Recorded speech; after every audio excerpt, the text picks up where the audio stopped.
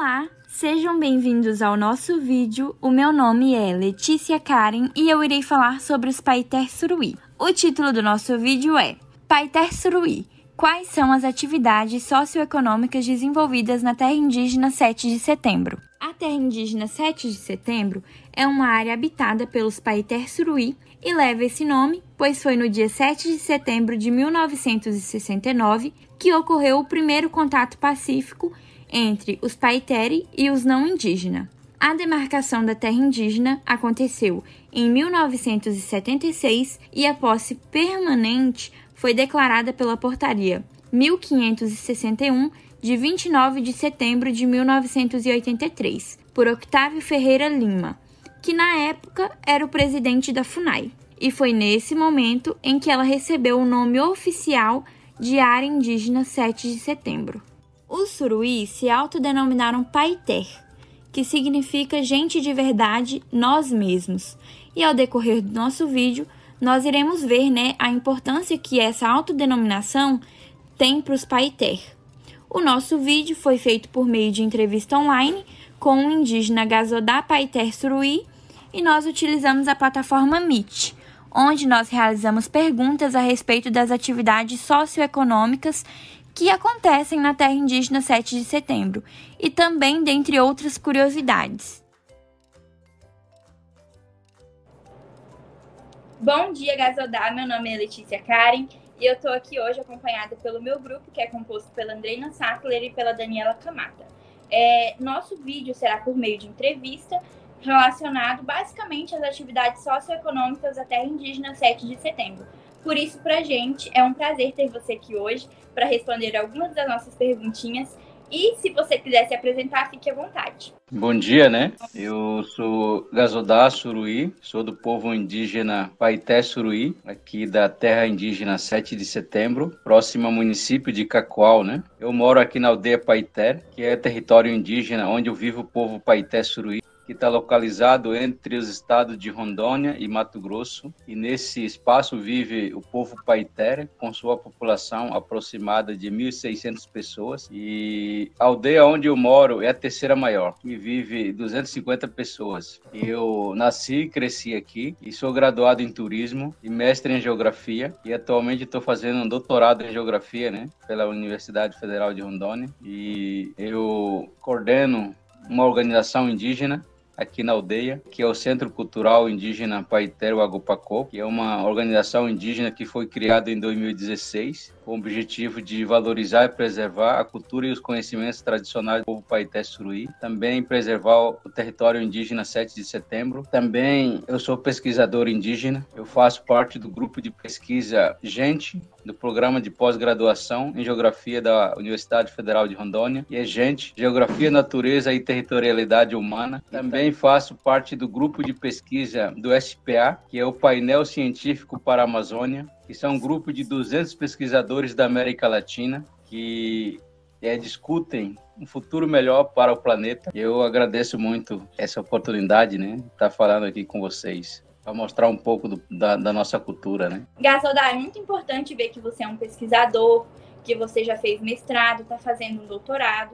Conta pra gente qual é a sua opinião, sobre os indígenas hoje estarem ganhando espaço nas universidades. Eu vejo que todos nós, ser humano, a gente tem oportunidade, porque todos nós somos capazes, todos nós somos inteligentes. Por mais que cada um tenha sua cultura diferente um do outro, a gente tem a nossa capacidade de desenvolver, praticar coisas importantes na nossa vida, que faz da gente um ser humano que tem oportunidade de ser alguém na vida. Então, assim, nós, povos indígenas, também pensamos, sonhamos, E hoje a gente tem como essa ferramenta de luta, a educação. Então, hoje, por isso que nós temos vários jovens na escola, seja na rede pública do nosso município, também na universidade aqui do nosso município, aqui no nosso estado, porque a gente acredita que a educação pode ser uma ferramenta de inclusão entre os povos, porque quando a gente era um povo que não tinha contato com a sociedade colonial, a gente não sabia ler e escrever. O nosso sistema de educação, repasse de conhecimento era através da base da oralidade, Porque os nossos pais contavam história, nós ensinava na prática, mas a gente era um povo que não tinha escrita. Mas hoje, depois de contato com a cultura ocidental, a gente tem essa oportunidade de aprender a ler e escrever. Esse conhecimento nós estamos utilizando para o nosso bem próprio. Nós temos pessoas que sabem ler e escrever em nossos meios, né? A maioria hoje. Então, com isso, o jovem está se destacando, conquistando teu espaço e mostrando isso ao mundo que nós, povos indígenas, também temos capacidade, também nós sonhamos um futuro melhor para nós. Essa conquista de espaço nosso é diferente da cultura não indígena, né? Porque muitas das vezes o não indígena, ele aprende a ser alguém pensando num mercado de trabalho. E nós, povos indígenas, somos diferentes. O nosso mercado de trabalho é a nossa base, né? Nossa aldeia, nossa comunidade, o nosso território. Porque depois que a gente se qualifica, capacita, a gente volta para a nossa aldeia e ajuda a nossa comunidade a desenvolver projetos usando o conhecimento adquirido nas escolas, na universidade. Então, essa é a importância de estudar hoje para nós e se tornar alguém, né? Então, no meu caso, não é diferente.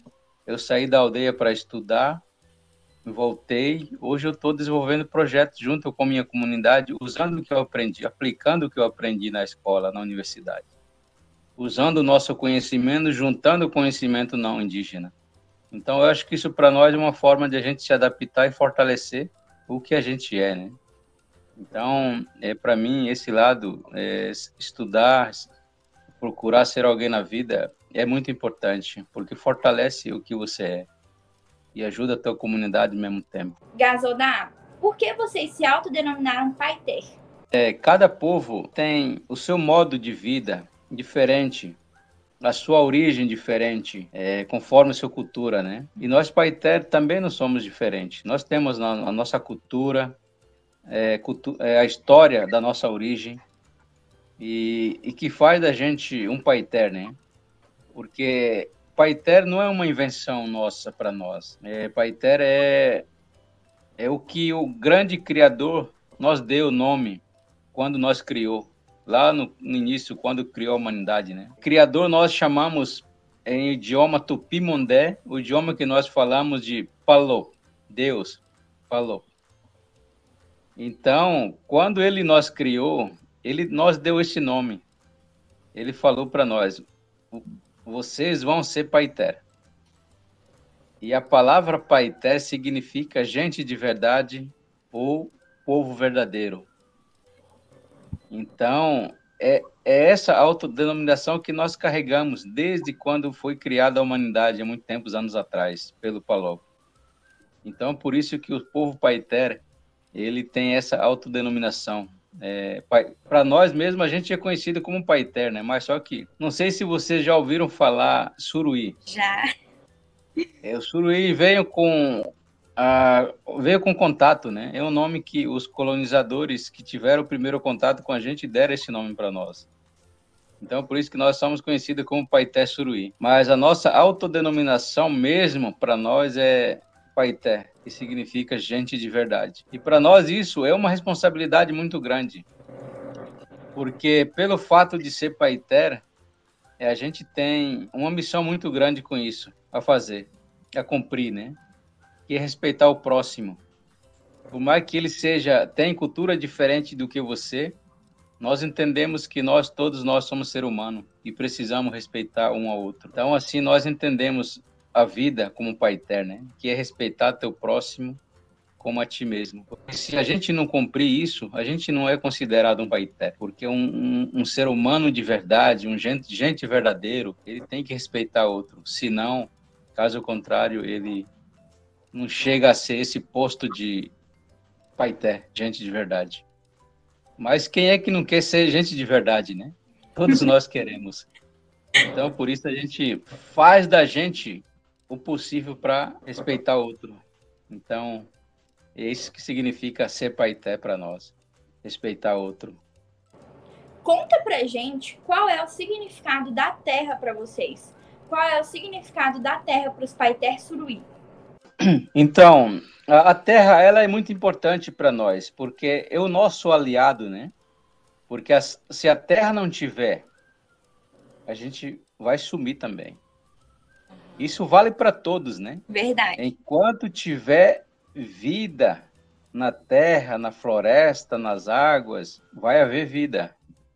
E agora, se não tiver, a gente vai desaparecer. Então, por isso, para nós, ela é sagrado, precisa existir, precisa ser valorizado, respeitado, para que continue existindo vidas, né, humanas. Então, por isso que para nós a Terra, ela é muito importante, porque ela é fonte de vida para nós, porque hoje nós produzimos muita coisa, né, na Terra. Hoje nós fazemos os nossos roçados para produzir nossos alimentos.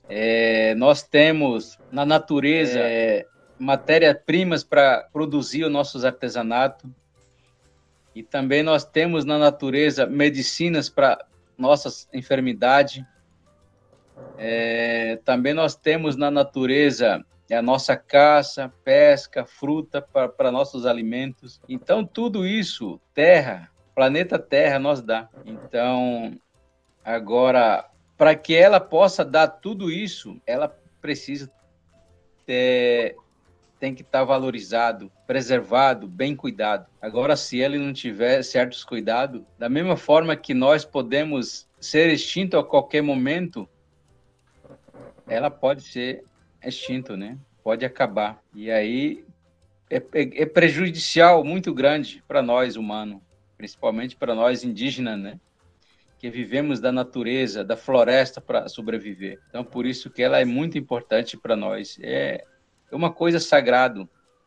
Então, a gente tem que cuidar, valorizar, para que as vidas humanas continuem, né? Fale um pouco sobre quais atividades socioeconômicas desenvolvidas na Terra 7 de Setembro. Então, tradicionalmente, nós, Paiter, nós já vínhamos há muito tempo, anos atrás, desenvolvendo atividades agrícolas sustentáveis dentro do nosso território, né?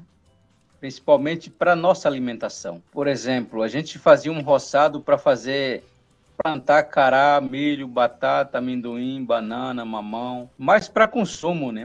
Mais para alimentos. Mas hoje em dia, isso já modificou. Hoje nós plantamos para comer e para vender para gerar renda, principalmente café, banana, que são os produtos mais usados para comercializar, né? E também trabalhamos com agroextrativismo dentro da terra indígena, principalmente da castanha, né? Que são um produto mais comercializado aqui. Mas também usamos para nossa alimentação. Além do artesanato, que são tirados da natureza, né? As matérias-primas, feitas pelas mulheres e pelos homens também. Toda essa atividade, hoje, ela é planejada, organizada, através de estudos, pesquisas, né? Científicas, usando os dois conhecimentos, conhecimento não indígena e conhecimento indígena, para que elas tenham foco bem na visão indígena. Então, são essas atividades que hoje nós desenvolvemos dentro do nosso território, que são muito importantes para nós, né? Porque além de a gente consumir na nossa alimentação, nós também usamos alguma parte para venda. Então, é disso que a comunidade vive aqui, né?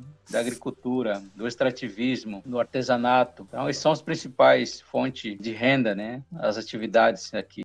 Fale pra gente quais atividades econômicas desenvolvidas pelas mulheres.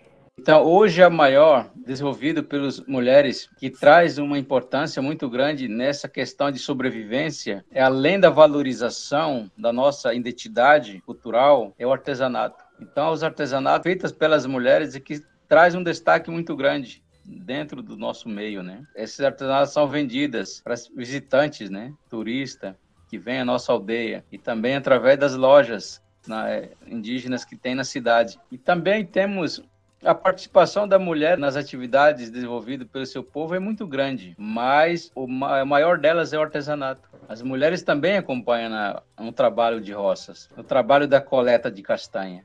Então, elas têm uma contribuição muito grande em todo sentido, junto com seu marido, com seus filhos.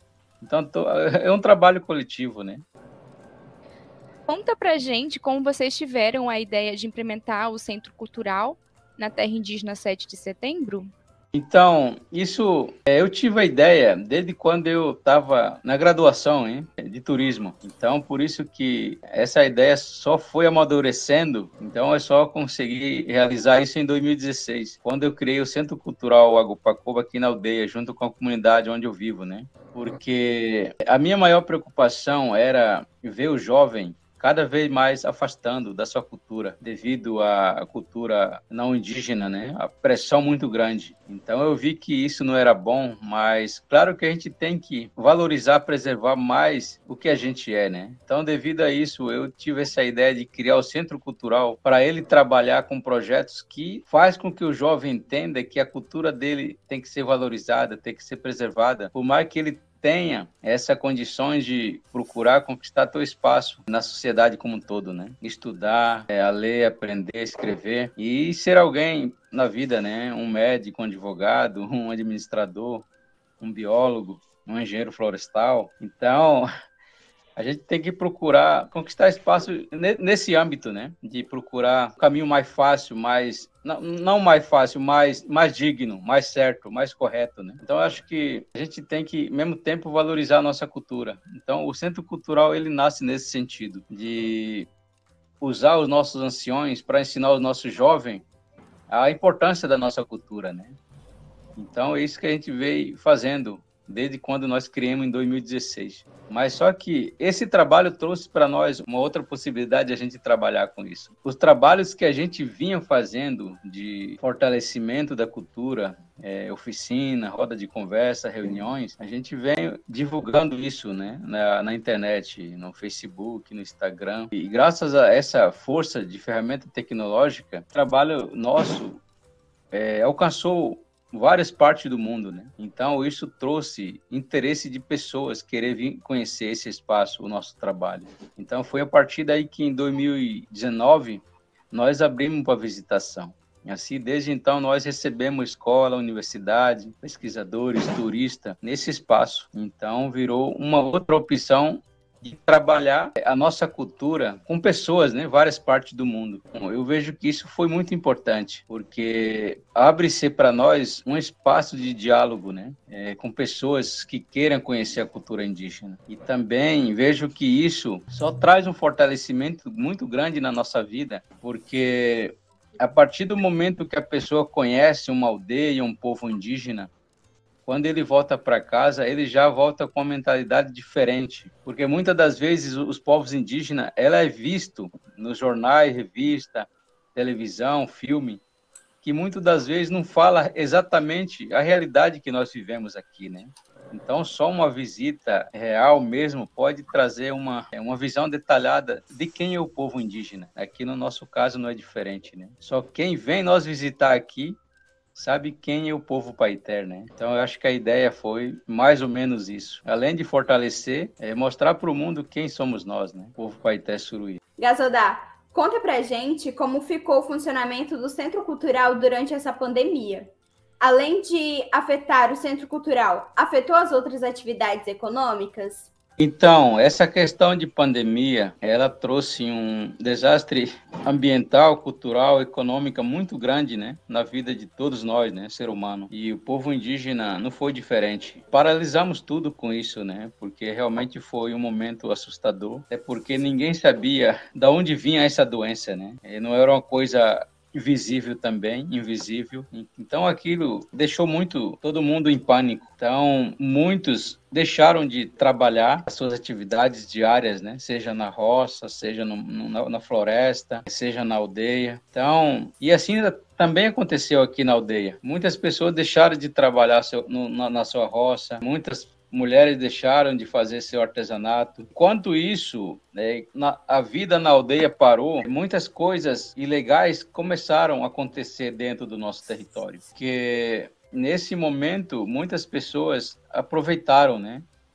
Fazer invasão dentro do território indígena, muitas madeireiras entrando, muitos garimpeiros adentrando o território indígena para explorar ilegalmente, né? Muitos caçadores, muitos pescadores. Então, tudo isso para nós é um prejuízo muito grande, né? Então, enquanto a gente preocupa com o nosso futuro, com medo desse coronavírus, muitas pessoas de má fé começaram a aproveitar esse momento difícil que nós estávamos passando. E a gente, como estava num momento difícil, a gente não pude o que fazer, né, para evitar essas coisas. Mas o governo que poderia ajudar a combater isso não fez nada para fazer sua parte, né? Então, para nós, isso é muito triste. Então, a partir disso, dá para entender que a vida humana não vale muita coisa hoje, principalmente para as pessoas que estão à frente do nosso país, né? Que são os nossos governantes. Então, a gente passou um momento muito difícil, mas, graças a Deus, as coisas estão recuperando, né? Mas isso não significa que as coisas aqui estão boas, mas precisamos ainda estar em alerta, cuidando, valorizando o que é nosso, né? Então, Gazodá, nós vimos que o projeto Carbono Florestal Suruí ganhou uma repercussão enorme e foi o primeiro programa indígena que obteve certificação internacional. Você pode nos contar como esse projeto foi implementado? E quais são os benefícios de se manter a floresta em pé? Então, o projeto de carbono Paité Suruí, ele foi um dos projetos, resultado do plano de gestão do povo Paité Suruí, porque tudo isso tem uma história muito grande, né? Porque em 1999, o povo Paité, pela primeira vez, preocupado com o futuro do seu povo, através das suas lideranças, fizeram diagnóstico etnoambiental participativo do seu território, porque depois do contato com a sociedade não indígena em 1969, os Paité começaram a explorar ilegalmente do seu território madeira, por incentivo de órgãos indigenistas que poderia muito bem orientar como adaptar a uma cultura totalmente diferente do seu. Hoje a gente culpa muito a própria FUNAI, né? Porque eles incentivaram na época os Paité Suruí tirar madeira dentro do seu território para ganhar dinheiro, para viver, para manter sua família. Então isso foi uma coisa muito triste, muito errado que aconteceu conosco, né? Com o nosso povo. E ao longo do tempo a gente foi adaptando, compreendendo o sistema do mundo não indígena, entender também que para se manter hoje nessa realidade você tem que trabalhar, você tem que produzir alguma coisa para vender, para gerar renda para sua família. Então a gente foi entendendo que tirar madeira não era uma coisa boa para nós, que algum dia a madeira podia acabar. E também tirar madeira dentro do seu território ia só dar prejuízo para nós, porque poderia estar tirando madeiras que fossem importantes para nós, medicinal, que produz fruta. E aconteceu dessa forma. A madeira que foi tirada dentro da terra indígena enfraqueceu o território indígena. O território indígena ficou mais pobre. Mais tarde a gente não tinha mais fruta para comer. Mais tarde a gente não tinha medicina tradicional. Então, pensando em tudo isso, os lideranças buscaram um apoio para melhor entender a importância do seu território. O que o território indígena poderia oferecer para eles, caso eles tivessem interesse de investir em projetos sustentáveis. Um desses projetos citado pelo nosso povo, na época, foi o projeto de carbono Paité Suruí. Esse projeto de carbono Paité Suruí, ele é um projeto que beneficiasse o povo Paité Suruí pelo fato de eles cuidar, proteger seu território. Então, nós entendemos também que nós, povos indígenas, sempre fomos guardiões da floresta, sempre cuidamos da floresta, porque, como a gente estava falando agora há pouco, porque ela é sagrado para nós, porque ela é uma parte da gente. Então, enquanto ela tiver vida, tem vida para nós. E se não tiver, a gente some, desaparece, o mundo acaba. Então, a gente queria que alguém reconhecesse essa importância nossa para a manutenção da floresta e que, de alguma forma, alguém contribuiria pelo esse serviço que nós, povos indígenas, prestamos para a natureza há milhares de anos. Então, o projeto Carbono Paité Suruí nasce nesse sentido. O povo Paité reconhecido e beneficiado, de alguma forma, pelo esse serviço que eles prestam para a natureza, para o mundo, há milhares de anos. Assim, a gente elaborou esse projeto com apoio de vários parceiros, né, na época, porque o projeto começou em 2007 e só foi aprovado em 2012. Então, foi quase uns 7, 8 anos de elaboração, de negociação, de reunião, roda de conversa entre os apoiadores e a comunidade indígena Paité Suruí. Todo esse tempo foi estudado de que forma o projeto pode ser importante para o povo Paité Suruí. Então, nesse tempo, os Paité Suruí entenderam que, para esse trabalho de fato ser reconhecido, eles poderiam cuidar bem o seu território, não produzir, não fazer roças de qualquer jeito. Então, para isso foi feito vários estudos, né? Mapeamento cultural, etnozoneamento da terra indígena. Isso foi feito porque dentro da terra indígena existem vários lugares importantes, sagrados, né, para nosso povo. Então, caso vier fazer um roçado nesse lugar, poderia acabar com um patrimônio cultural do povo, né? Então, para evitar tudo isso, foi feito todo esse diagnóstico, foi feito todo esse estudo para que as coisas não fossem acontecer de qualquer jeito. Então, esse trabalho foi concluído em 2012 e foi assim, posteriormente, foi vendido primeiro tonelada de carbono, né, para a Natura naquela época. Então, assim, os Paité Suruí, eles ganharam um recurso e assim, por meio da sua associação Metarelá, na época, eles começaram a apoiar projetos de aldeias através desse recurso, por meio de um edital. Então, assim, algumas aldeias foram beneficiadas, né? Maiorias das aldeias. Aí, como a coisa certa sempre é prejudicado, assim o projeto Carbono também foi prejudicado. Algumas pessoas que eram contra aquele projeto começaram a atrapalhar, incentivar os Paité Suruí, que aquele projeto não era importante para o povo, que aquele projeto era uma armadilha para eles entrar numa miséria, né? Acabar com a cultura, que eles não podiam fazer mais roça, que eles não podiam mais caçar nem pescar. Então, assim, confundiu a cabeça de muitas pessoas, muitos Paité Suruí. E hoje, muitos Paité Suruí hoje estão arrependidos, porque na época que surgiu essa ideia de não fazer roça em cima de um lugar sagrado, não pescar, caçar em épocas erradas, foi apenas para eles ter um controle de não caçar mais do que come, vamos dizer assim. Porque não caçar e pescar em abundância exagerada, né? Porque o importante é você pescar, caçar o que vai comer, não para sobrar, não para estragar. Então, esse era o plano do projeto do Carbono. Fazer com que os Paité usassem o seu território por meio de decisões deles, não do jeito que as pessoas pensavam que poderia ser, né? Foi um projeto muito bacana. Eu entendo assim, foi um projeto muito importante, bem organizado, bem estruturado. Inclusive, eu participei dessa construção, né? Na época, eu era coordenador da cultura da Metarelá.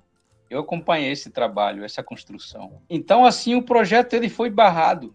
Não exatamente barrado pela justiça, mas barrado pelos invasores, porque a força do projeto era manter a floresta em pé. E o projeto enfraqueceu com atividades ilícitas e ilegais que aconteceram dentro da terra indígena para que ela não continuasse. Tipo, desmatamento para fazer pastagem. Tipo, muita madeira saindo da terra indígena. Muito garimpeiro, muito caçador, muito pescador. Então, esses foram fatores que enfraqueceram e acabaram com o projeto. Mas se o povo Paité hoje refletir, voltar a pensar, vamos voltar a trabalhar com o projeto Carbono Paité Suruí, ele volta. Mas para isso, a gente tem que ter um acordo. Vamos cuidar do nosso território? Vamos. Eu acho que ele, se quiser voltar, pode voltar dessa forma.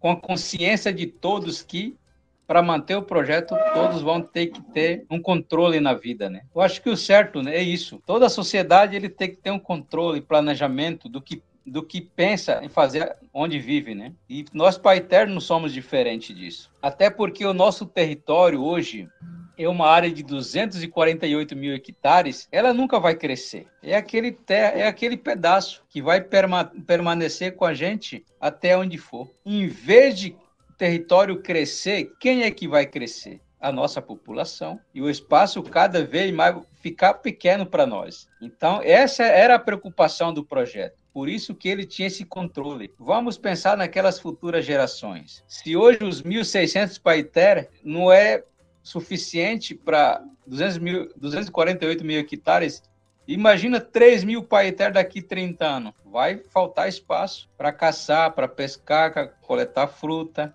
para buscar matéria-prima, para fazer artesanato. Então, tudo isso, esse projeto prevê. Então, para que não aconteça isso, manter floresta em pé, ganhar recurso suficiente para implantar projetos sustentáveis. Essa era a ideia do Projeto Carbono. Gasodá, nós queremos agradecer por ter aceito o nosso convite e se você tiver algo para incrementar, fique à vontade. Eu quero agradecer à professora o conhecimento, né, do nosso trabalho. Isso é muito importante para nós. E não é à toa que as pessoas procuram a gente para a gente tentar contribuir com o que a gente pensa, né, através direto aqui da aldeia. Da mesma forma que na cidade não é fácil, a luta aqui na aldeia não é fácil. Por isso que compartilhar esse momento de preocupação, de reflexão com as pessoas, né? Principalmente da universidade, do mundo acadêmico, é muito importante, porque a gente sabe que nós aqui estamos para contribuir, desenvolver o Brasil justo para todos, né? Então, eu acredito que vocês que estão na academia buscando conhecimento, no futuro, com certeza, vai estar disponível para ajudar pessoas, né? Grupos, fortalecer a sua luta, né? Então, eu acho que vocês tentar aprofundar esse conhecimento de vocês na cultura indígena, na legislação indígena, no modo de pensar dos povos indígenas é muito importante, porque de alguma forma essa roda de conversa hoje nossa pode estar contribuindo muito bem para o que vocês pensam, sonham ser alguém no futuro, né? Mas quem sabe um dia vocês, onde vocês vêm trabalhar com o povo indígena, né? Seja no nosso estado ou fora de Rondônia. Então, a luta indígena tudo é igual. Então, é isso que importa, né?